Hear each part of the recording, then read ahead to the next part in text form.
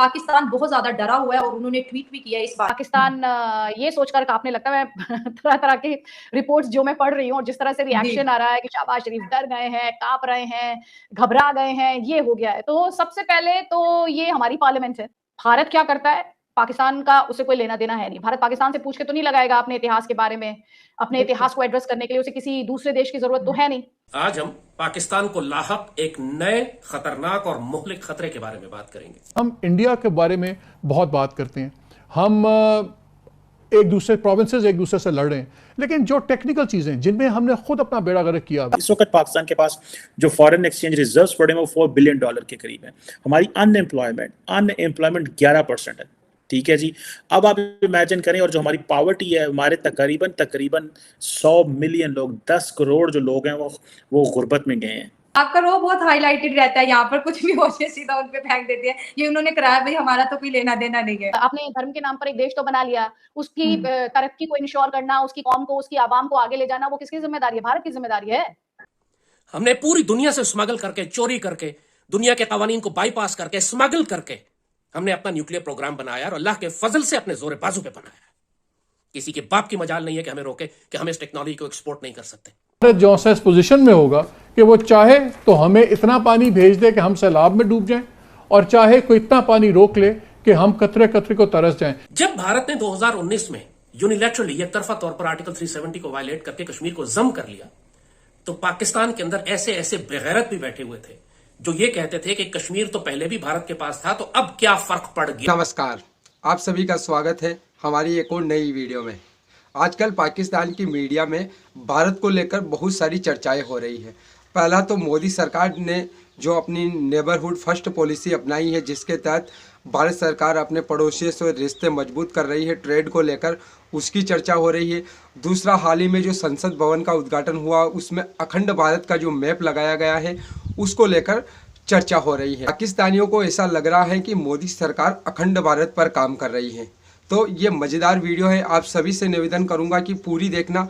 Original video के link आपको description में मिल जाएंगे, तो आप विजिट कीजिए उनके चैनल को भी, साथ में हमारे चैनल को सब्सक्राइब करके बेल आइकन को दबाना। तो चलिए वीडियो को शुरू करते हैं। इंडिया ने नए पार्लियामेंट का आगाज किया है और पार्लियामेंट से कुछ ऐसी तस्वीरें सामने आई है जिसमें एक मैप आया है और पाकिस्तान उसके ऊपर बहुत चिंतित है। उन्होंने कहा कि भारत जो है अखंड भारत को प्रमोट कर रहा है और पाकिस्तानी ऑफिशियल्स का कहना है कि पहले अखंड भारत की बात भारत का हर इंडिविजुअल करता था, लेकिन अब तो ये ऑफिशियली भारत ने दिखा दिया है। पाकिस्तान बहुत ज्यादा डरा हुआ है और उन्होंने ट्वीट भी किया है इस बारे में। तो आप क्या कहेंगे कि ये वाकई पाकिस्तान को वापस लेना चाहता है भारत, या अखंड भारत का क्या विजन है? अभी आपने कहा, आपने एक शब्द यूज किया, डरा हुआ है। Actually that is what I was thinking, कि भारत की पार्लियामेंट में अखंड भारत का म्यूरल लगता है या उसे उकेरा जाता है और उसके बाद पाकिस्तान डर जाता है। पाकिस्तान ये सोचकर कांपने लगता है। मैं तरह तरह की रिपोर्ट्स जो मैं पढ़ रही हूँ और जिस तरह से रिएक्शन आ रहा है कि शहबाज शरीफ डर गए हैं, कांप रहे हैं, घबरा गए हैं, ये हो गया है। तो सबसे पहले तो ये हमारी पार्लियामेंट है और अखंड भारत जो है वो हमारे इतिहास का एक स्वर्णिम हिस्सा है, गोल्डन हिस्ट्री है हमारी। तो पहली बात जो मैं आपसे कहना चाहती हूँ वो ये है कि भारत क्या करता है, पाकिस्तान का उसे कोई लेना देना है नहीं। भारत पाकिस्तान से पूछ के तो नहीं लगाएगा अपने इतिहास के बारे में, अपने इतिहास को एड्रेस करने के लिए उसे किसी दूसरे देश की जरूरत तो है नहीं। तो पाकिस्तान कुछ भी सोचे, डरे, बौखलाए, घबरा जाए, और वो डर मैं समझ सकती हूँ क्योंकि भारत ने जिस तरह से पास्ट में रिस्पॉन्ड किया है, चाहे वो सर्जिकल स्ट्राइक्स हो, चाहे वो भारत द्वारा बालाकोट एयर स्ट्राइक्स हो, वो डर लाजमी भी है। अब जो मूरल है पार्लियामेंट में उसकी बात करते हैं। हमारी गोल्डन हिस्ट्री वो है, और शायद शहबाज शरीफ या आपके यहाँ जो दूसरे सियासतदान हैं या आपकी फौज है उसको डर लगेगा। अगर रावलपिंडी की बात होगी तो फिर तक्षशिला की बात होगी, राजा तक्ष की बात होगी, और जब पेशावर की बात होगी तो रानी केकई की बात होगी, भरत की बात होगी जिनके लिए ननिहाल बहुत प्यारा था। तो कुछ लोग होते हैं जो अपने इतिहास पर बहुत प्राउड फील करते हैं, गौरवान्वित महसूस करते हैं, जैसे कि हम करते हैं, और कुछ लोग होते हैं वो डर जाते हैं अपने इतिहास से, क्योंकि उन्हें ये लगता है कि जब इतिहास खुलेगा तो बहुत सी ऐसी परतें खुलेंगी जिनका जवाब देना मुश्किल हो जाएगा, या फिर जब वो इतिहास खुलेगा तो शायद हम कटघरे में खड़ा हो जाएंगे, हम एक ऐसी लाइट में आ जाएंगे जो कि हम नहीं चाहते कि दुनिया हमारे बारे में जाने।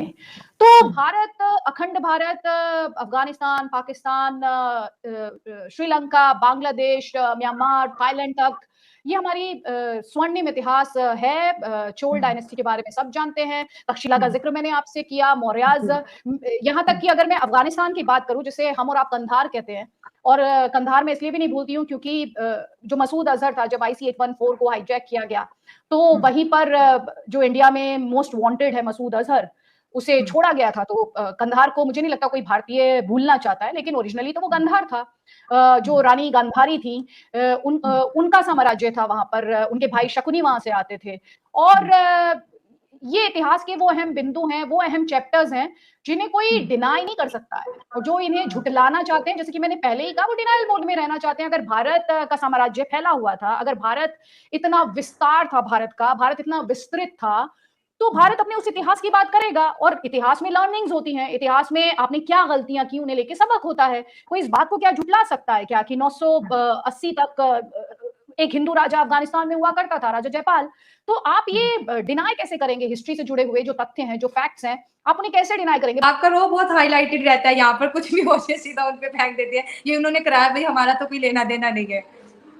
बिल्कुल, आपकी फौज जैसे इंडिया को रिपोर्ट करती है, आपके पॉलिटिशियंस जो हैं वो इंडिया को रिपोर्ट करते हैं, और फिर आपने धर्म के नाम पर एक देश तो बना लिया, उसकी तरक्की को इंश्योर करना, उसकी कौम को, उसकी आवाम को आगे ले जाना, वो किसकी जिम्मेदारी है? भारत की जिम्मेदारी है। आप कंपैरिजन करें ना, भारत कहां से स्टार्ट हुआ, भारत के साथ आपकी जर्नी स्टार्ट हुई, भारत आज कहां खड़ा है? दुनिया की 5th लार्जेस्ट इकोनॉमी है। और पाकिस्तान कहां खड़ा है? जहां पर 300 रुपए के पार एक डॉलर है, जहां डिफॉल्ट होने का खतरा लगातार मंडरा रहा है। चाइना आपको वही लोन जो है हर बार रिन्यू करके थमा देता है और आपके ऊपर एक्स्ट्रा लोड डाल देता है। अगर मैं हमेशा कहती हूँ कि पाकिस्तान चाइना की कॉलोनी बनता जा रहा है। आपके नेताओं को बुरा लग जाता है अगर ये कहा जाता है कि जो श्रीलंका की हालत हुई, जो आर्थिक संकट श्रीलंका ने झेला, वो आप झेलेंगे। तो आपके यहाँ पर जो मंत्री हैं उन्हें बुरा लग जाता है, वो कहते नहीं हमें हमारी तुलना मत करो श्रीलंका से, वो कहते नहीं हमारी तुलना मत करो कांगो से, तो उन्हें बुरा लग जाता है। लेकिन कुल मिला के जो अभी आपने अखंड भारत की बात की थी, वो है इतिहास से आपका सामना, सच को स्वीकार करना। कि पाकिस्तान में इस वक्त जो इन्फ्लेशन है दैट इज ऑलमोस्ट 38%। इस वक्त पूरे खिते में सबसे ज्यादा हाईएस्ट जो इन्फ्लेशन है ना, वो महंगाई जो है वो पाकिस्तान के जो अंदर है। और ये जो हमारे रेवेन्यूज हैं, इंपॉर्टेंट फैक्टर जो है कि जो हमारे रेवेन्यूज हैं, जो पैसा हम सालाना टैक्स इकट्ठा करते हैं, लेट्स से $10 ट्रिलियन रुपीस का बजट है, तो अगर हम 6 ट्रिलियन रुपीस इकट्ठा करते हैं, 7 ट्रिलियन रुपीस कवर करते हैं, तो इससे तो हमारी इंटरेस्ट पेमेंट्स क्लियर नहीं होती, इंटरेस्ट पेमेंट्स। तो देन आफ्टर दैट आपने development and state machinery run करनी एंड ऑल दैट। सो पहले हमने इंटरेस्ट पेमेंट देनी है, डिफेंस देना है, फिर हमने अपनी डेली खाना पीना और बाकी चीज़ें। अब आप देखें, आप आगे आ जाएं, इस वक्त जो पाकिस्तान की जो सिचुएशन में जो हमारी ग्रोथ रेट है वो 0.3% ग्रोथ रेट, इंडिया की कुछ 5 या 6% के करीब जा रही है। हमारी जो ग्रोथ है 0.3%, और जबकि हम आज से 1 साल पहले 6.1%। ये इमरान खान छोड़ डालता है कि भाई मैं तब था तो मैं इस मुल्क को बड़े अच्छे से चला रहा था, लेकिन इसमें सिर्फ इमरान खान फैक्टर है, वो नहीं है। इमरान खान तो अपना गन करके गए ना, वो उन्होंने जो पॉलिटिकल क्योस इस मुल्क में फैलाया, नॉर्मली लोग उसको अंडर एस्टिमेट करते हैं। पॉलिटिकल क्योस फैलने की वजह से फाइनेंशियल अनसर्टेनिटी आती है। लेकिन मैं आगे चलता चलूँ, ये पाकिस्तान की तारीख की सबसे बड़ी इन्फ्लेशन है जो मैंने आपको बताई, 38%। कभी ऐसे नहीं हो। आप इस वक्त पाकिस्तान के पास जो फॉरेन एक्सचेंज रिजर्व्स पड़े हैं वो $4 बिलियन के करीब है। हमारी अनएम्प्लॉयमेंट 11% है। ठीक है जी। अब आप इमेजिन करें, और जो हमारी पॉवर्टी है, हमारे तकरीबन 100 मिलियन लोग, 10 करोड़ जो लोग हैं वो गुर्बत में गए हैं। 10 करोड़ लोग गुर्बत में गए हैं।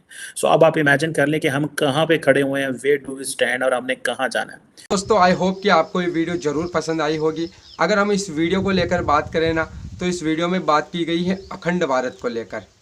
पाकिस्तान की जो रिपोर्टर हैं उसने सवाल किया यहाँ पर कि भारत सरकार ने अपनी जो न्यू पार्लियामेंट हाउस है जिसका उद्घाटन हुआ है, उसमें अखंड भारत का नक्शा लगाया है। तो अब पाकिस्तानियों को डर इस बात का लग रहा है कि क्या भारत सरकार फिर से भारत को एक अखंड भारत बनाने की ओर कदम बढ़ा रही है, क्या पाकिस्तान को भी ख़त्म कर दिया जाएगा, जैसा कि उन्होंने अपने सवाल में जिक्र किया है।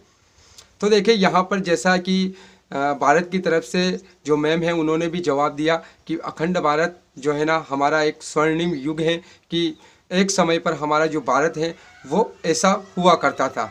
उसके बाद समय समय के अनुसार भारत को तोड़ दिया गया और अलग अलग देश उससे बन गए। अफ़गानिस्तान से लेकर जो है ना नेपाल, पाकिस्तान, सब बांग्लादेश वगैरह सब अखंड भारत का पार्ट हुआ करते थे। तो ये भारत का एक स्वर्णिम युग है। और संसद के अंदर जो अखंड भारत का जो मैप लगाया गया है उसमें भी अगर आप देखते हो ना, तो उस मैप के अंदर जो पौराणिक नाम है जिन जगहों के, उन्हीं नाम को वहाँ पर दर्शाया गया है कि जैसे दिल्ली का नाम पहले हस्तिनापुर हुआ करता था, तो मैप के अंदर आपको हस्तिनापुर मिल जाएगा। और भी जो भारत में जो अलग अलग जगह हैं जिनके नाम बाद में बदल दिए गए, जो लुटेरे भारत में आए और जिन्होंने भारत पर आक्रमण किए, उन्होंने अपने अनुसार जो जगह के नाम बदले हैं।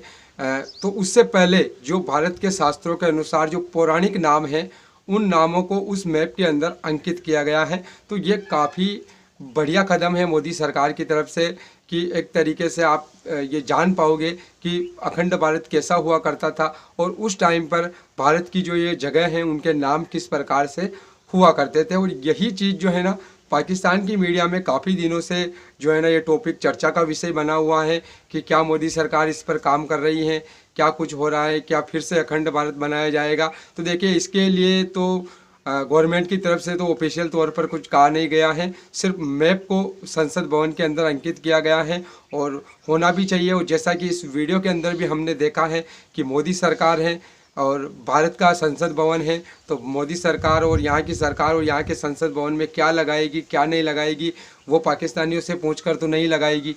तो बात भी सही है कि पाकिस्तानी होते कौन है जो इसके ऊपर आवाज़ उठाते हैं कि अखंड भारत का नक्शा क्यों लगा दिया, क्या कर दिया। तो बाकी इस वीडियो को देखकर अगर आपको कुछ कहना है तो कमेंट करके ज़रूर बताइए। मिलेंगे हम अगली नई वीडियो में, तब तक के लिए आप सभी का बहुत बहुत धन्यवाद।